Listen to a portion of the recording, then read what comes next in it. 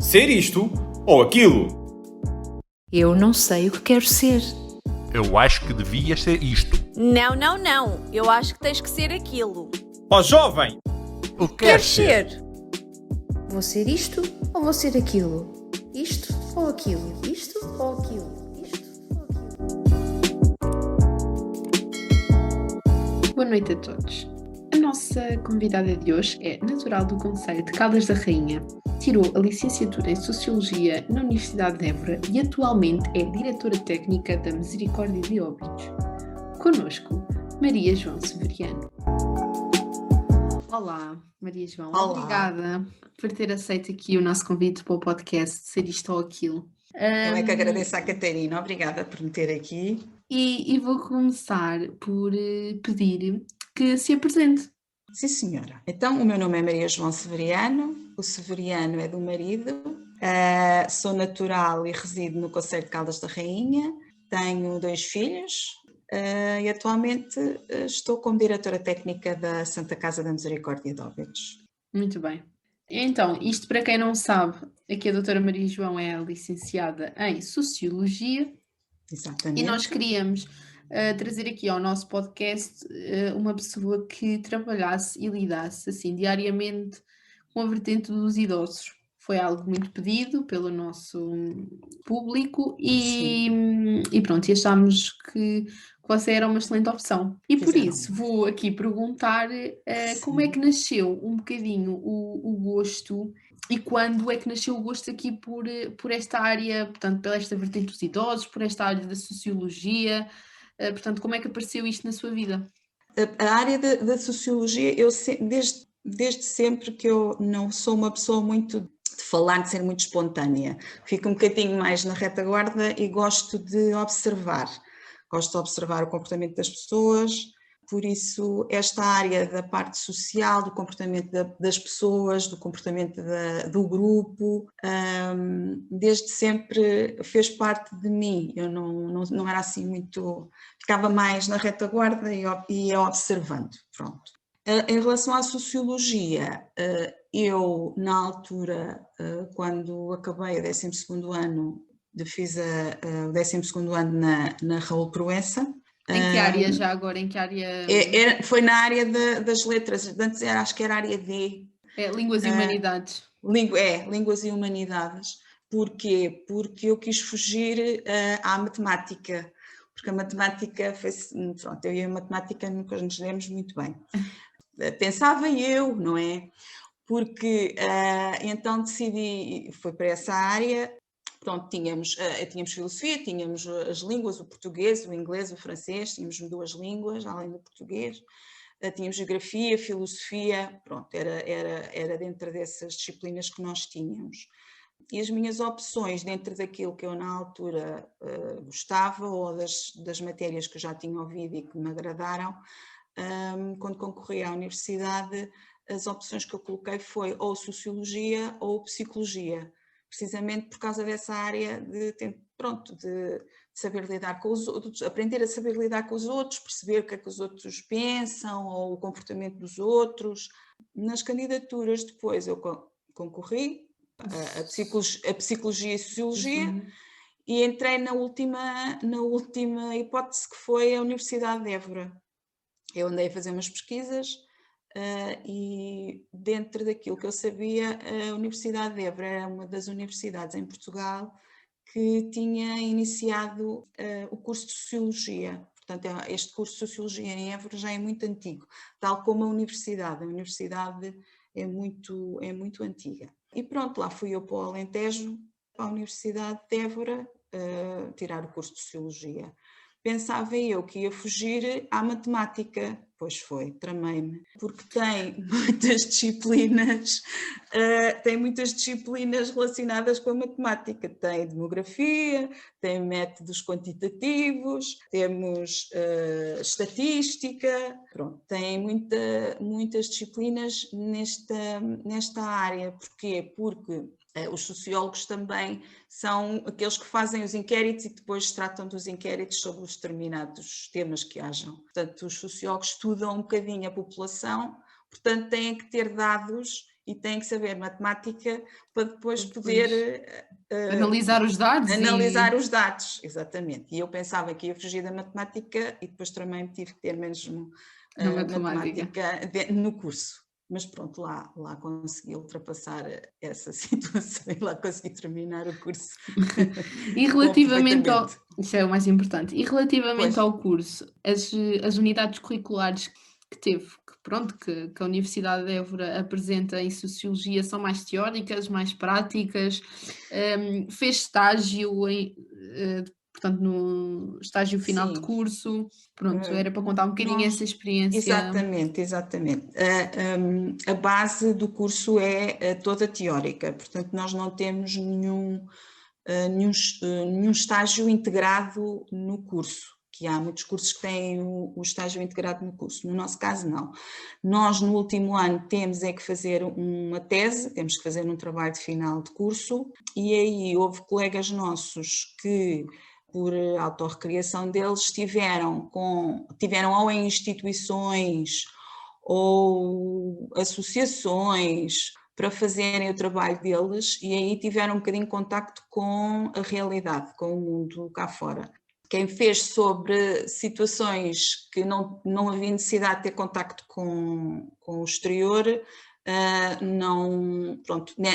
nessa parte final de curso não teve ainda contacto com o mundo cá fora, e foi o meu caso. Eu não quando terminei o curso ainda não tinha tido nenhum contacto dentro da área cá fora.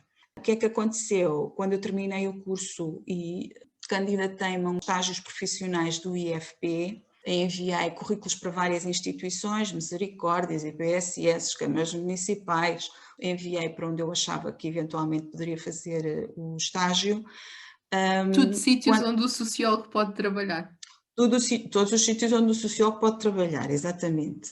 E como tinha terminado o curso em Évora, por alguma razão, a Santa Casa da Misericórdia de Évora necessitava de alguém lá para dar algum apoio. E foi a minha chance. Foi uma coisa que calhou por acaso.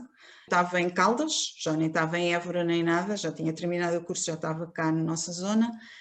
Entraram em contacto comigo telefonicamente a dizer que sim senhora, para eu ir a uma entrevista, e então fiquei durante 9 meses dentro do trabalho que eu por acaso estou agora a fazer.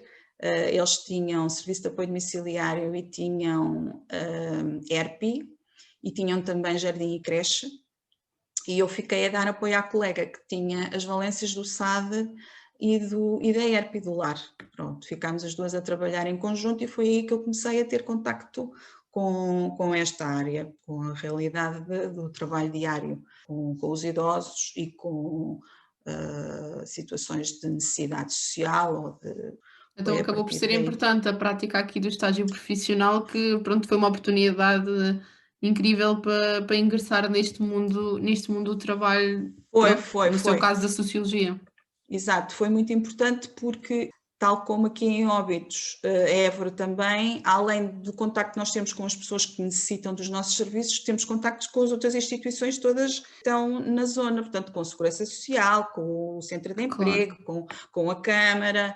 Pronto, tem que haver uma articulação muito grande entre todas estas instituições, e eu, se não tivesse feito o estágio, não teria noção de como é que isto mais ou menos funciona, ou da colaboração que todos temos que ter uns com os outros para conseguirmos realizar o nosso trabalho, e isso foi bastante importante.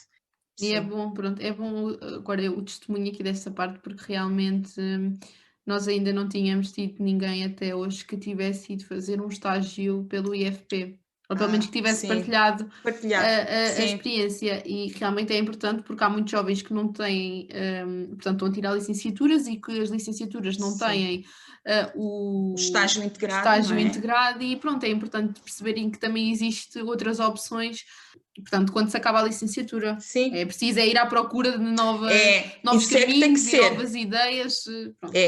Não podemos ficar em casa parados, porque eu mandei para todo o lado, eu não tinha filhos, não era casada, portanto mandei para todo o sítio. Claro que pus nas zonas, que eu pus Évora, porque tinha lá estado a trabalhar, a estudar e conhecia a cidade. Exatamente. Mas mesmo depois, mesmo durante ainda, candidatei-me a várias câmaras municipais do país, pronto, e fui a muitas entrevistas, porque a nossa área é uma área que é como todas atualmente, mas realmente é uma área um bocadinho difícil de se conseguir arranjar lugar, não é? Claro. Muito bem, então e agora? Queria aqui ir por um caminho que acabou por já me responder assim de uma forma indireta, locais onde um sociólogo pode trabalhar. No caso, um sociólogo pode trabalhar, portanto, pode trabalhar nas IPSS, pode trabalhar nas Misericórdias, que eu estou a trabalhar numa Misericórdia, pode trabalhar na administração pública, pode trabalhar na segurança social, por exemplo. Podemos fazer esta parte que eu já falei, relacionada com as estatísticas e com os estudos. Houve uma colega minha que foi trabalhar, por exemplo, foi trabalhar para o INE. Tenho um colega na Cruz Vermelha, tenho colegas que trabalham em fundações, dentro também da área social. Um leque de coisas, então. É um leque de coisas, sim. Pronto, mas sim, aqui queríamos mais ou menos perceber assim, no geral, Sim. para os jovens terem ideia de Mais ou menos uma ideia das saídas do curso. do curso, Sim, exatamente. sim. Exato. Depois, como também já referiu aqui a diretora técnica, pronto, aqui da Misericórdia de Óbidos, e queria que partilhasse um bocadinho a sua experiência com os idosos, como é que é trabalhar com idosos? Trabalhar com idosos é excelente, porque eles têm tudo para nos ensinar e nós temos que fazer como eu disse há bocadinho, que era, eu sou muito de ouvir e temos que ouvir e ter tempo, que é o principal e é o que eles precisam. Precisam de ser ouvidos e nós precisamos de ter tempo para estar com eles e conversar com eles, que é a única coisa que eles pedem e não são muito exigentes em relação a isso. Atualmente temos uma coisa que é geral, que é o problema da demência e que é difícil de se conseguir trabalhar com pessoas com demência, dependendo também do grau em que a pessoa está no momento. Mas essa parte realmente exige que nós todos os dias tenhamos e tentemos procurar formação, porque cada vez mais há pessoas com problemas nesse sentido e nós, apesar de recebermos no nosso lar pessoas que fisicamente estão também muito dependentes e muito debilitadas, o que surge ultimamente são pessoas que fisicamente estão ainda bem, portanto conseguem se mexer e fazer algumas atividades ainda sozinhas, mas que mentalmente estão de tal forma debilitadas que já não conseguem se organizar para fazer as tarefas diárias. E isso preocupa-me um bocadinho, porque temos efetivamente muitas pessoas que fisicamente estão bem e se mentalmente também estivessem ainda podiam estar na casa delas, fazer a vida delas habitual e não estão por causa dessa parte, da parte psicológica, e a maioria dos utentes que temos atualmente na nossa ERP, na Misericórdia de Óbidos, são pessoas que mentalmente já não estão em condições de conseguir fazer a vida delas normal. Portanto, nunca poderiam estar em casa porque já não têm a capacidade delas de orientação, já não permite que eles consigam estar sozinhos. E é preocupante. Mas é muito satisfatório trabalhar com esta... É muito satisfatório, é sim senhora. Tem muito para nos ensinar e nós temos que pensar que somos a família, pronto, apesar de eles terem família, obviamente, claro, não mas... é? Quem trabalha lá tem que pensar que eles são quase como a nossa família. Aliás, nós passamos se calhar a ter mais tempo com eles do que propriamente com a nossa família. Exatamente. Portanto, tentar que sejamos todos uma família, nós funcionários e eles que estão lá, porque realmente passamos muito tempo juntos, nós com eles e eles connosco. Claro. Sim. E agora, no seguimento um bocadinho desta pergunta e desta, portanto, da sua experiência, eu queria perguntar como é que acha que deve ser o perfil de uma pessoa que trabalha com este público? Nós não nos podemos esquecer que, além de trabalhar com os idosos, quem for diretor técnico não vai só trabalhar com idosos, vai ter a responsabilidade depois de organizar a instituição, apesar de cada um ter a sua função dentro do esquema da instituição, cabe ao diretor técnico, mais ou menos como os maestros fazem, dirigir um bocadinho a orquestra. Quando nós vamos a pensar, vamos trabalhar com os idosos, sim senhora, vamos trabalhar com os idosos e para os idosos. Mas depois também temos a outra parte, que é a parte organizativa, a parte das relações com os funcionários, as relações que nós vamos ter depois com os familiares que colocam lá os idosos, as relações que vamos ter com o exterior, que a instituição tem com o exterior, com as outras instituições. Temos que tentar ser o mais diplomáticos possível e pensar sempre, temos que nos colocar sempre no lugar do outro. E é isso que eu muitas vezes digo e já várias vezes tenho dito, nós temos que nos colocar no lugar do outro, ou seja, eu tenho que me colocar no lugar do idoso, não é? Se eu estivesse numa instituição, não estivesse na minha casa, tivesse que estar a partilhar um quarto com outra pessoa que eu não conheço, tivesse a partilhar a casa de banho com outras pessoas que eu não conheço, ter que estar a cumprir horários, às tantas horas vais almoçar, às tantas horas vais-te deitar, não é? Temos que nos pôr um bocadinho no lugar do outro e tentar ver que necessidades é que nós iríamos sentir para depois tentarmos colmatar as necessidades que eles eventualmente necessitarão. Com os idosos tem que ser assim um bocadinho. Com os colaboradores, nós também temos sempre que nos colocar no lugar do outro. É um trabalho muito exigente a nível físico, porque têm que manipular pessoas que estão muito dependentes e que não conseguem auxiliar. E é um trabalho a nível psicológico também muito, muito desgastante. Precisamente por causa desta situação que eu estou a dizer, pessoas que estão na instituição e que mentalmente, infelizmente, já não estão bem e nós temos que tentar saber dar-lhes a volta para depois eles fazerem mais ou menos aquilo que a gente pretende que eles queiram fazer, não é? Temos pessoas que não estão lá de vontade, que gostariam de estar em casa e estão um bocadinho contrariadas de lá estar, mas apesar de ser a melhor forma deles estarem atualmente, não é? Para estarem mais cuidados e mais vigiados, mas que não estão, aliás, há poucas pessoas que estejam, se nós formos a pensar, o que é que eu prefiro? Eu prefiro estar na minha casa sossegada do que estar num lar a partilhar o espaço com mais 53, não é? Claro. No nosso caso são 53 pessoas. Eu acho que quem for para diretor técnico tem que pensar sempre, pôr-se no lugar do outro e pensar, se fosse comigo, o que é que eu sentia, o que é que eu fazia. E o mesmo em relação aos idosos, em relação aos colaboradores, como eu disse, é um trabalho é importante e é um trabalho muito desgastante e infelizmente é um trabalho muito pouco reconhecido a nível salarial. O esforço, porque nós somos um bocadinho, nós e as colegas que trabalham comigo somos um bocadinho de tudo, temos que ser psicólogas, temos que ser médicas, temos que ser, tanto para eles como também entre nós, é importante haver um bom ambiente entre todos para que as coisas funcionem e nós temos que tentar ser um elemento do grupo. Por ser diretor técnico, não podemos pensar que eu sou o diretor técnico, estou acima das colaboradoras. Não, temos que fazer todos parte da equipa. E neste caso, nós não estamos com os idosos, mas não estamos a cuidar diariamente deles. Temos que ir de encontro àquilo que os funcionários, os colaboradores que trabalham diretamente com os idosos nos dizem, tem que haver feedback das dificuldades que eles têm, que é para depois nós conseguirmos tentar resolver as questões. Portanto, temos que falar com as pessoas que têm as mãos na massa. E isso é muito importante, porque as colegas que eu conheço, na maioria delas não é assim, mas temos que pensar que as coisas só funcionam se houver comunicação e se houver a colaboração entre todos.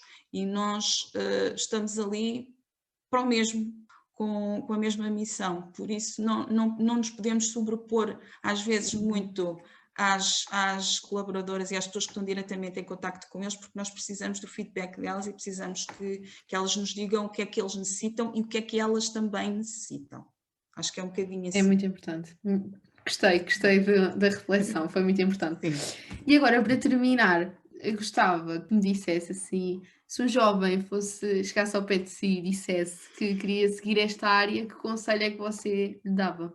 Olha, é mais ou menos aquilo que eu tive a falar ao longo destes minutos, saber ouvir, saber se colocar no lugar do outro, tentar ser proativo, portanto não deixar-se ficar quieto, ter iniciativa própria para procurar as coisas, se não souber, tentar saber como é que se faz. Não podemos estar à espera que as coisas venham ter connosco, temos que tentar saber e tentar encontrar soluções para os problemas que temos. Claro. Nós diariamente temos pequenos mini problemas dentro da instituição ou que precisamos de resolver no exterior relacionado com a comunidade que está à nossa volta. Portanto, temos que ser muito imaginativos e muito criativos para tentar resolver as situações que se nos colocam diariamente. É um trabalho que não é de nada monótono e é um trabalho que nós de manhã pensamos, hoje vou fazer isto assim, tenho isto mais ou menos pensado, mais ou menos uma linha de trabalho, como é que vai correr à hora o dia, do almoço, mas depois tudo acontece, tudo acontece. Portanto, estarem preparados para o inesperado. Os imprevistos. Os imprevistos, exatamente. Pronto, olha, Maria João, terminou aqui a nossa entrevista. Bem, obrigada pela sua colaboração, foi muito importante tê-la aqui. Obrigada pela oportunidade. Acho que é importante haver este tipo de podcasts, porque tal como eu, muitos jovens quando terminam o 12º ano não têm muita ideia de que área é que vão seguir, ou que profissão é que vão seguir, etc. Ou às vezes até sabem e nem sabem bem por onde é que se vão meter, exatamente. Realmente. E acho que é muito importante haver este tipo de iniciativas para as pessoas se poderem conseguir orientar e ver se conseguem ver realmente qual é que é a área que gostam ou que eventualmente gostariam de vir a trabalhar. Portanto, eu saúdo-os por fazerem este tipo de trabalho, que é importante, penso eu, para que as novas gerações continuem a trabalhar o melhor possível.